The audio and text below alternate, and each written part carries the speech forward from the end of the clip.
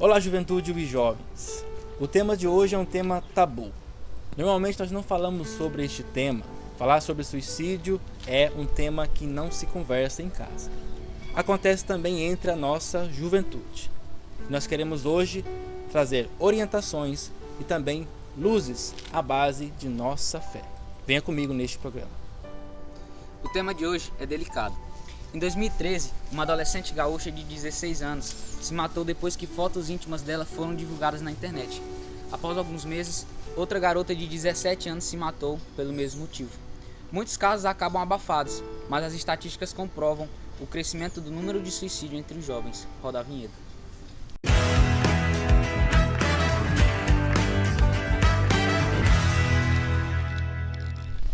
Entre os anos de 1980 e 2012, os índices de suicídio cresceram cerca de 62,5% na população geral. Entre os jovens de 15 e 29 anos, esse índice tem crescido mais rápido e em maior número. São 5,6 mortes a cada 100 mil jovens. Os dados são da pesquisa de violência letal contra jovens e adolescentes, Jovens no Brasil, ambos coordenados pelo sociólogo Júlio Jacobo. O aumento do número de mortes de jovens está na contramão de países observados como o da Europa Ocidental, Estados Unidos e Austrália. Abre aspas. Os suicídios vêm crescendo à sombra de dois gigantes de nossa mortalidade violenta, os homicídios e os acidentes de trânsito. É preciso jogar uma luz sobre o tema. Fecha aspas, afirma o sociólogo Júlio Jacobo. O psiquiatra Neuro José Botega, da Unicamp, concorda. Abre aspas.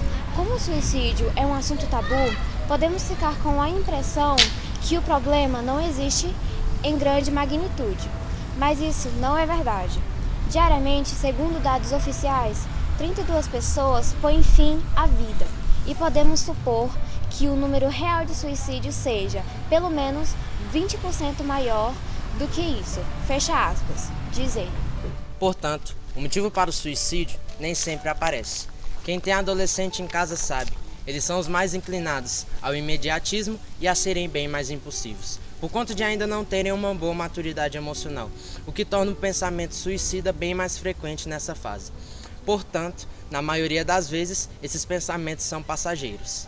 No entanto, pensamentos prolongados e intensos desta forma associados a um quadro de crise aguda podem desencadear e aumentar os riscos de que o jovem chegue às vias de fato, o próprio suicídio.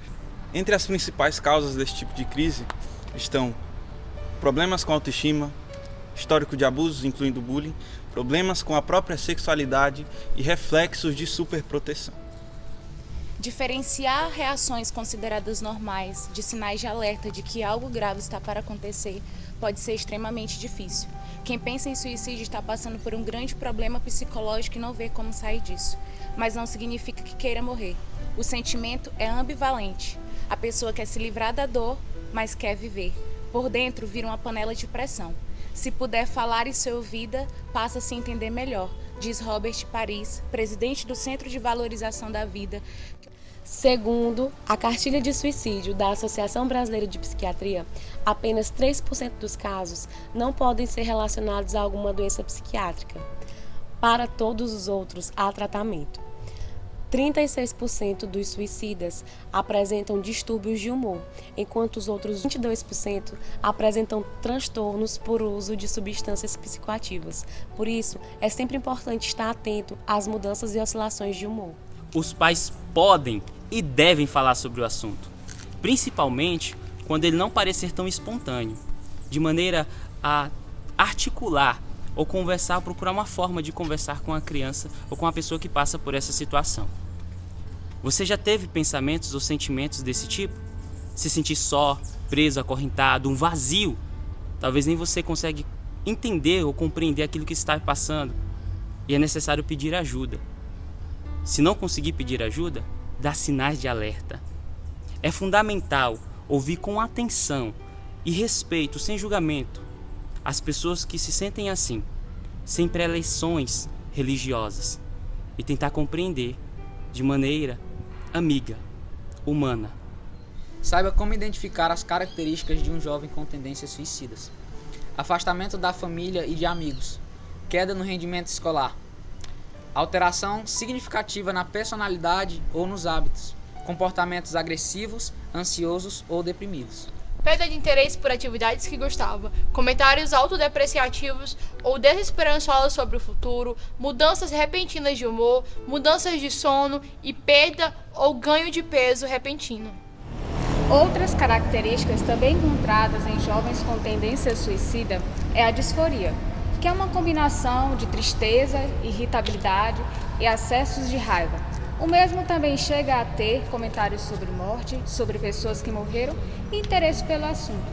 Às vezes apresenta uma afeição clara ou velada de querer morrer e também pode chegar a doar os pertences ao qual tanto valorizava.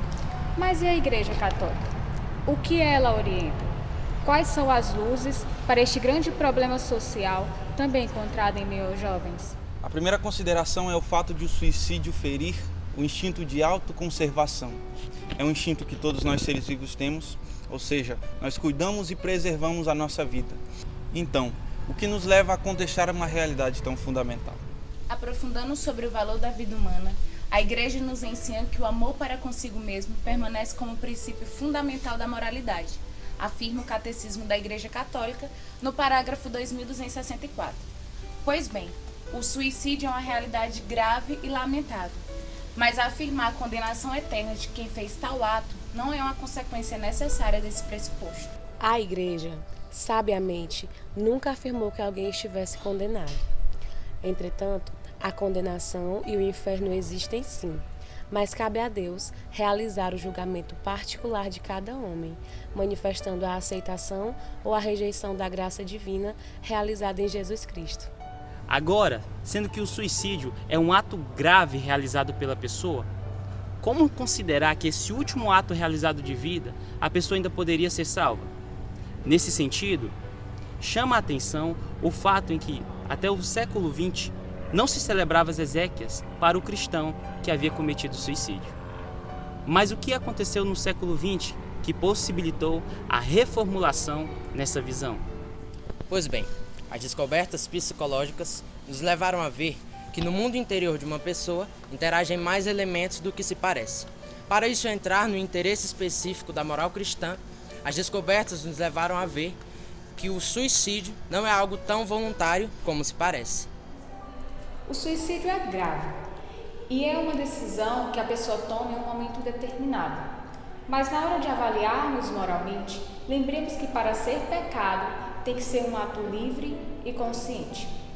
O Catecismo, nos parágrafos de 2280 a 2283, explicita claramente que perturbações psíquicas graves, a angústia ou o temor grave de uma provação, de um sofrimento, da tortura, são circunstâncias que podem diminuir a responsabilidade do suicídio. Como encorajar as pessoas que estão próximas de quem cometeu tal ato? Primeiro, não se deve desacreditar e nem desesperar-se da salvação eterna. Deus, por seus próprios caminhos, pode fazer com que essas pessoas conheçam e consigam alcançar um arrependimento salutar. É claro que precisamos de ajuda profissional para lidar com problemas, mas a Igreja quer ser companheira e mãe nesta caminhada. Por isso, preza-se por uma boa formação, uma adequada formação moral e psicológica, sendo que formação não significa apenas ler livros ou ir em palestras de estudiosos do tema. A formação é, na verdade, a forma pela qual o Pai forma na pessoa a imagem do Filho pela ação do Espírito Santo. Entendendo que a vida é um dom de Deus e que Ele nos deu como presente e pediu que dela bem cuidássemos e não atentássemos contra a mesma, é considerado pecado o ato do suicídio.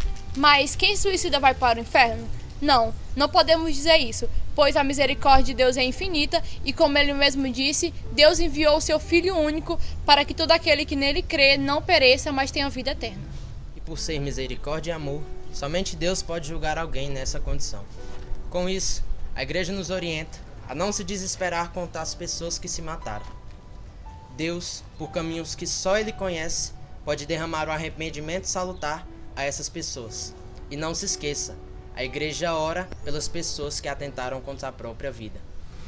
Por fim, podemos entender que a Igreja considera o suicídio como um pecado, mas anima os cristãos a não se desesperarem e confiar na misericórdia de Deus por aqueles que o cometeram. E este foi mais um programa We Jovens, hoje sobre o suicídio. Se você já escutou falar sobre isso, ou se alguém na sua família passa por esse problema, procure uma ajuda profissional. Ligue 188. Até o próximo programa.